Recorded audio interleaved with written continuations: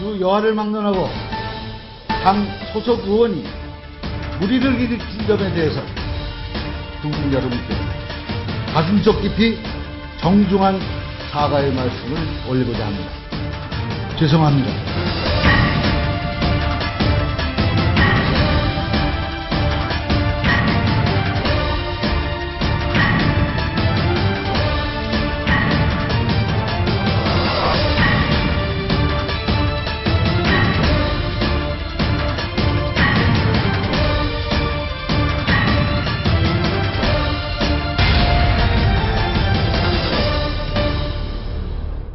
네, 김현 의원이 결국 안영희를 사퇴했습니다. 또 언딘과 해경의 유착 관계가 확인됐는데요.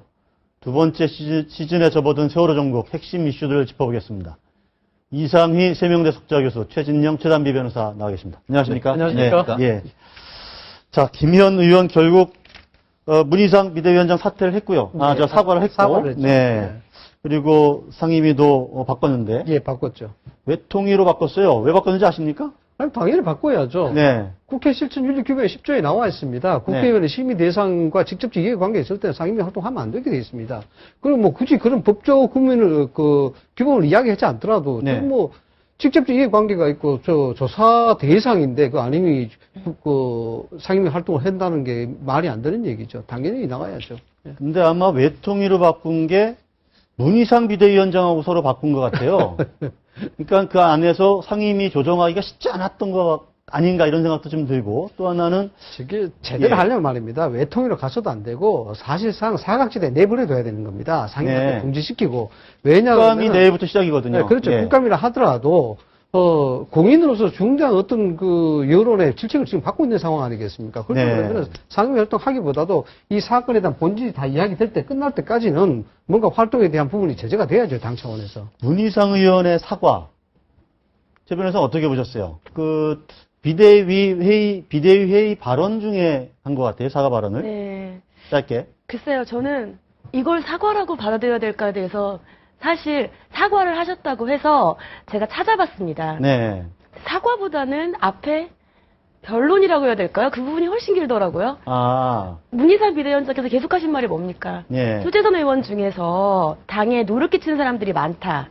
그럴 경우에는 개작두를 이용하겠다. 네. 그런 엄이 내리신 분이 네. 새정치연합을 개혁하시겠다는 지금 비대위원장이신 분이 예. 하시는 사과가 앞에 게 없어야 되지 않았을까요? 아. 세월호 유가족들을 위해서 모든 노력을 다하신, 아픔과 서러움을 치료하기 위해 온몸을 다하신 분이 유가족 대표와 함께 있다가 폭행 사건이 났을 때 며칠 동안 유가족 대표들만 수사를 받고 본인은 아무것도 하지 않았으면 예. 그것을 어느 국민들이 온몸을 다해서 했으며 네. 이것을 과연 누가 사과라고 듣겠습니까? 지금 상황에서 이것이 과연 비대위원장으로서 할 수 있는 사과의 최선이었는지에 대해서는 저는 아니라고 생각합니다. 아. 우리 최 변호사님, 지금 검찰이 네네. 시간이 없어서 좀 빨리 속도를 진행하겠습니다. 검찰이 오늘 세월호 수사 결과를 네네. 발표를 했어요. 네네. 거기 보면 이제 언딘 얘기가 좀 많이 나오는데, 네, 언딘과 해경 간부의 어떤 부적절한 예, 관계. 부적절한 관계. 이게 어떤 문제가 있었던 겁니까?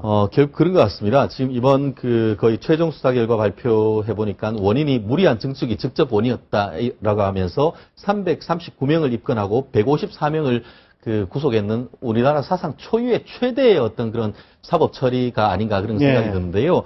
말씀하신 언딘과 해경의 유착 사실이 전부터 의혹이었었는데 의혹을 넘어서 상당 부분 진실로 밝혀진 것 같습니다. 예. 좀 전에 말씀드려보니까 해경의 최상환 차장이란 분은 언딘으로부터 정기적으로 명절 선물을 받으면서 개인적인 친분을 유지해왔고, 또 해경의 A 과장 같은 경우에는 현장 담당자가 반대함에도 불구하고 언딘 소속의 리베로호라는 배를 출항할 수 있도록 했다고 합니다. 그때 리베로화가 어떤 상황이 있었냐 하면은 조선소의 도크에서 수리하고 있었다고 합니다. 예. 결국 배를 구하러 가야 되는데 수리 중인 아픈 환자를 데리고 끌고 가가지고 뭘 했다는 거나 마찬가지인데요. 아. 결국 그거 이외에도 보면은 해경의 어떤 담당자 같은 경우에는 청해진 해운 담당자에게 언딘과 이와 같은 구조 계약을 하도록 구체적으로 지시를 했다라고 하는 외압까지 했는 걸 보면은 야, 이게 과연 그 국가기관이란 것이 어떠한 어느 정도로 이게 유착 관계가 있었고 어느 정도로 부패했는지를 예. 단적으로 한번 보여주는 총체적 어떤 난국이 아닌가 그런 생각이 근데 듭니다. 사실 그렇습니다. 두 가지 점에서 볼 수 있는데, 이제 해양구조협회에서 사실상 공식적인 업체가 이제 언딘 마리로 이제 되어 있습니다. 이 부분이 민간협회임에도 불구하고 해양경찰 출신들 간부들이 거기서 일을 했고, 네. 또한 현직에 있는 해양경찰 직원들이 거기에 임시로 파견이 돼가서 근무하고, 뭐 이런 것들이 유착에 대한 고리가 되었습니다. 그 리베르호에 대한 조선소에 정박이 되는 상태에서도 불구하고 수리하고 이제 건조 중인데도 불구하고 그게 갖는 것은 사실상 그게 이제 군안 명령에 따른 것이거든요. 군안 명령에 따른 것인데 그게 이제 순환구호법이라는 것이 있습니다. 순환구호법에 따르면 거기에 따라서 그 구조의 장이라든가 또 아니면은 그게 재해 관계에 대했을 때 건물, 토지 뭐 이런 것에 임의로 다 쓸 수 있는데 그게 선박이 정의가 돼 있어요. 예. 그 선박 정의 부분이 뭐냐 그러면은 검사를 받은 선박, 국정에 대한 증명이 돼 있는 선박, 예. 안전에 대한 그 증명이 돼 있는 선박에 한해서 구조에 들어갈 수 있도록 돼 있는데 예. 그것을 무시했다는 것이죠. 그래서 현행법 위반이죠. 그런 것들이 해양구조협회하고 연관성을 가지고 여기서 유착관계가 있다라고 증명이 된 것이라고 해야 됩니다. 결국은 그것 때문에 뭐랄까요. 구조가 30시간이 좀 지연되고 그렇죠. 그야말로 골든타임을 좀 허비한 것 아니냐 이런 그 안타까움도 남아있는 것 아니겠습니까? 근데 그런 지적이 있는데 검찰에서는 밝히기로 네. 그렇지는 않다는 것이죠. 그러니까 음. 검찰에서는 이 30시간을 지연된 게 아니라 거기에 대해서 그때 안전을 위해 해경이 들어가지 못했고 해경도 자체적인 판단이라고 하고 있고요. 예. 또 사실은 30시간이 그때 들어갔다 하더라도 이미 골든타임은 지났다라고 판단을 하고 있는데 네. 사실은 거기에 대해서는 의혹이 있을 수밖에 없는 것이 1차 그 1, 2, 3정이 들어갔을 때가 골든타임인지 아니면 걔가 전복되었을 때에도 그때 바로 들어갔었으면 언딘을 기다리지 않고 다른 업체가 들어갔었으면 구할 수 있었는지는 그거는 사실은 뭐, 애매한 예. 상황이라고 볼 수밖에 없기 때문에 무슨 검찰이 조사를 잘 했겠지만 검찰이 뭐 언제가 골든타임이다 해서 그때 들어가지 않았기 때문에 그때 들어갔어도 구했지 못했기 때문에 그것은 뭐 관련이 없다라고 하는 것에 대해서는 일반 국민들이 봤을 때에는 아 그럴까 이런 미심쩍다기보다는 이렇게 그냥 고개를 갸웃하게 되는 정도.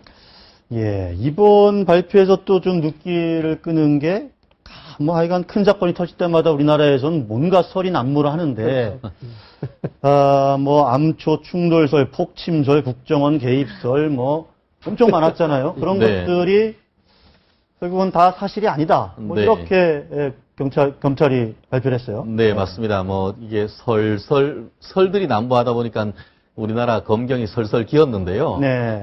결국은 그 뭐 암초 충돌설부터 해서 폭침설, 국정원 개입설 같은 것들에 대해서 지금 그 최종 수사 발표를 하면서 하나하나 반박을 하면서 네. 특히 국정원 개입설 같은 경우에 특히 그 야권에서 많이 주장을 했었지 않습니까? 네. 근데 그 알고 봤더니만 이와 같은 그 큰 배나 이 같은 경우에는 전시 군수용으로 쓸 수 있기 때문에 평소 때에도 항상 관리하고 의사소통을 해왔다는 그런 평소 때의 어떤 그런 일환인 것이지 거기에 노트북에 국정원 관련된 것이 왔다고 해서 그와 같은 것은 없다는 것을 밝혔다는 것은 의미가 있고 그 외에도 보면은 뭐 유병헌 정관계 로비설 같은 경우에도 유병헌 정관계 로비설도 사실이 아니다. 골프채 네네. 로비설. 예, 이게 엄청 논란이 많았던 사안 아닙니까? 네네. 사실상 이 부분이 정권과 찌라시부터 시작해서 예. 뭐 골프채가 누구누구한테 갔다부터 시작해서 구체적인 아주 유언비가 굉장히 난무했었던 부분이죠. 네. 이런 부분들은 물론 수사 결과에 따라서 오늘 이제 발표가 되는 게 다행입니다만 사실상 이런 유언비가 난무하게끔 사실상 검찰의 조사라든가 이런 것들이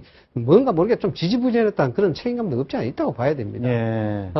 이번 그 세월호의 사건 중에서 이제 화물의 고박이 굉장히 문제가 됐었다라고 이야기를 하지 않습니까? 화물의 고박이 많은 문제가 됐었는데 그 부분에 있어서도 실질적으로 많은 그 초창기에 많은 진단이 있었습니다. 진단이 있었는데도 불구하고 이제 수사 결과 당연히 나타났습니다만 근본적인 문제가 하나 있긴 있어요. 예. 그래서 하나 제가 드리고 싶은 말씀이 있어서 이제 드리는 건데 이 고박이라는 부분은 이 현장 용어로 나이싱이라고 이야기합니다. 화물이 움직이지 않게끔 요동치지 않게끔 이 결박하는 작업을 이야기하는데 이 작업을 누가 관리하느냐 그러면 해운조합의 운항 관리자들이 관리합니다. 예. 운항 관리자들 하는데 운항 관리자들은 또 누가 관리하냐 그러면 해경에서 관리를 해요.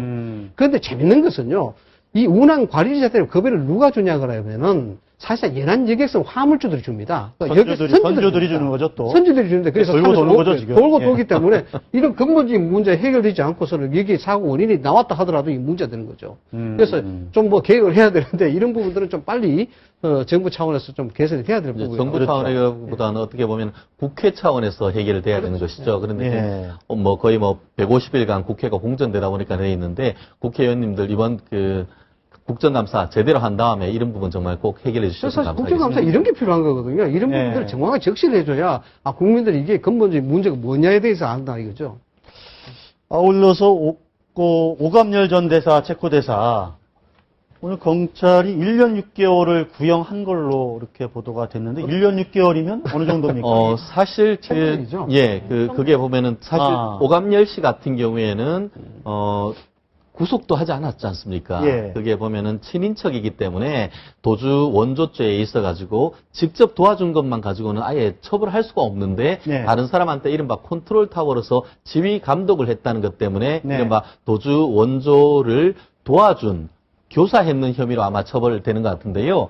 결국 지금까지 그 다른 분들은 예컨대 도와주는 사람들은 상당수가 10여 명 이상 구속되는 반면에 왜 컨트롤 타워에 있는 사람한테는 구속하지 않느냐에 대한 비판이 많았는데 결국 처음에는 구속되지 않았다 하더라도 지금 수사와 기소가 돼서 재판 마지막에는 1년 6월을 그 실형을 네. 구형을 함으로써 법원이 정말 구속해서 그 법정 구속을 할지 이것이 관건인데요. 네. 결국 그 본인이 어떤 친인척이기 때문에 처벌을 안 될지 모르지만 다른 사람한테 시켰는 것에 대해서는 실제로 다른 사건에서는 많은 부분 실형이 나오기도 하기 때문에 과연 법원이 어떻게 판단을 하는지는 조금 보긴 봐야 될 것 같습니다. 그 정도면 되게 뭐 집행유예나 이렇게 나오는 거 아닌가요? 근데 말씀하셨지만 지금 징역 1년 6월을 구형한 거거든요. 예. 검찰이 징역 1년 6월을 해주십시오라고 법원에 얘기한 거고 예. 아직 법원이 판단한 건 아닌데 예. 보통은 법원의 판단보다는 구형이 높습니다. 그리고 그럼 1년 6월보다 낮으면 거기에서 집행유예가 붙을 가능성도 있고요. 사실 범인 도피 교사지만 교사는 범인 도피와 같은 것이잖아요. 예. 범인 도피만 가지고 실형을 하기에는 조금 예. 아무리 이상한 사안이 좀 중하다 알겠습니다. 하더라도 어려움이 있을 것 같습니다. 그 미국에 있는 김혜경 씨가 결국 미국에서 재판을 받지 않고 이민 재판을 받지 않고 돌아오겠다. 지금 그런 거죠? 네, 맞습니다. 그러면 아무래도 이번 주 내에 소환이 될 텐데 어떻게 수사가 진행이 되는 겁니까? 그러면? 보통은 이제 이민 재판을 할 거라고 예상을 했었는데 그래서 변호사도 선임을 했다라고 예상을 예. 하고 있었고 그런 태도를 취하고 있었다고 알려져 있는데 왜 그런 걸까요? 아무래도 아들들이 거기에서 영주권을 예. 가지고 있기 때문에 이민 재판을 통해서 정말 강제 추방이 되고 나면 나중에 아들들을 보기 위한 재입국 절차가 어려운 것들 때문에 감안해서 예. 이제 이민 재판을 신청하지 않고 바로 네. 이제 우리나라로 신병이 인도될 것으로 예상은 되고 있습니다. 네. 신병이 인도되면 언제로 인도될 거라는 것은 검찰 측에서도 앞으로 향후 수사를 위해서 아직은 구체적으로 밝히기는 어렵다라고 하고 있고요. 네. 그러면 인천공항에서 바로 신병을 확보해서 향후에 수사를 할 예정이라고 알고 있습니다. 알겠습니다. 오늘 말씀은 짧았지만 여기서 마무리하도록 하겠습니다. 잘 들었습니다. 고맙습니다. 네.